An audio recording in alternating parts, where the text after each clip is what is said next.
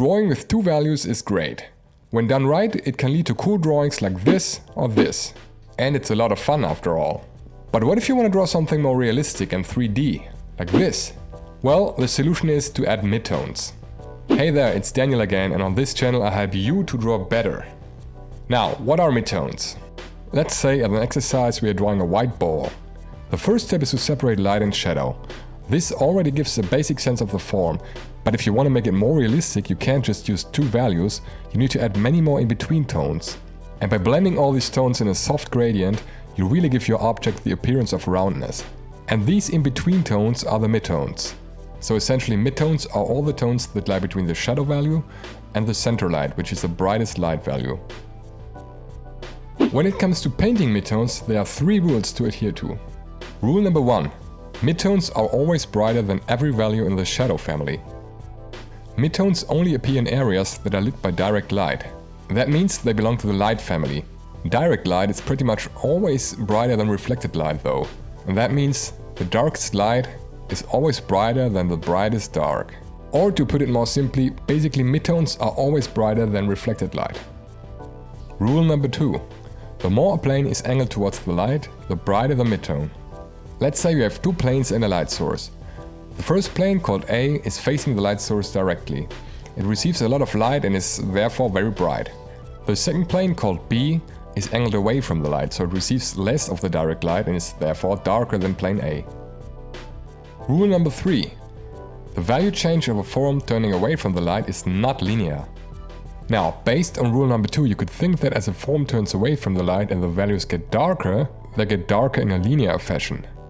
That's what you would call a linear value scale. But actually, midtones behave more like this. And as you can see here, the midtones that are close to the light actually don't differ that much in brightness. It's only when the midtones approach the shadows that you can see stuff happening, and you can really see rapid changes in value. So basically, the closer the midtones are to the shadows, the faster they get darker. And this is what you would call a Lambert value scale. Now, that's all cool, but what color do midtones have?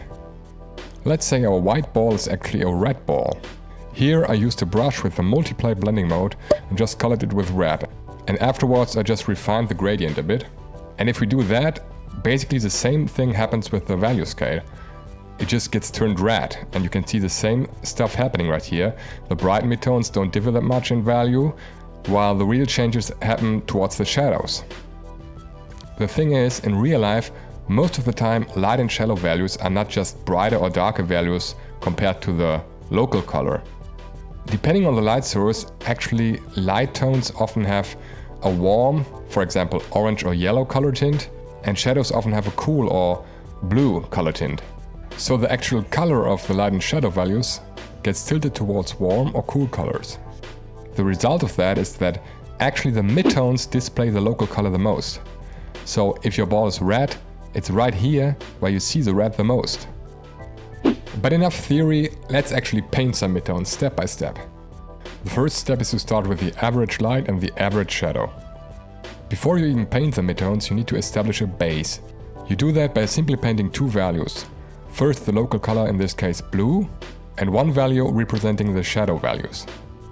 The next step is to blend the shadow edge. Remember rule number 3. The midtones are darkest next to the shadows. So by blending the shadow edge, you pretty much automatically create the darkest midtones. Step number 3. Paint the center light. The center light is basically the brightest area because it's closest to the light, and here we just block that in. And the final step is to blend the center light. Once again, by blending the center light, you pretty much automatically create all the brightest midtones, which are basically the tones that are right next to the center light. And by blending the edge of the shadow and the center light, you pretty much automatically create a smooth transition and have all the midtones you need. If this is helpful so far, please hit the like button. Now, one thing you should know is that the quality of the lightest values you are painting says a lot about the material your object is made of. The ball I painted here is rather matte, but I could quickly change it to something more reflective, almost metallic looking, like this, just by adding a big white highlight and some reflected light at the bottom. Or I could make it look like it's made of plastic, just by brightening the shadows a bit and adding a small little specular highlight. but this would actually be a topic for another video, so let me know in the comments if you want a video about highlights. Finally, let's look at some actual pieces of art and how I used the midtones in them. Take this Hulk drawing of mine. The shadow values are pretty clearly separated from the light values, which makes it easier to understand the lighting situation. Regarding the midtones, it's exactly as I just described. Right next to the shadows, the midtones are darkest and the green is actually most intense here. Remember, the midtones show the local color the most. The highlights are indeed also green, but it's a very bright green, which is almost white actually. Another example is my Joker street painting. I started painting with only 2 values in black and white. When I started shading, I didn't even paint bright midtones because Joker's skin is white. I just painted the darkest midtones next to the shadows with 1 gray value. And to add a little more depth, I used another dark gray value as kind of an in-between tone.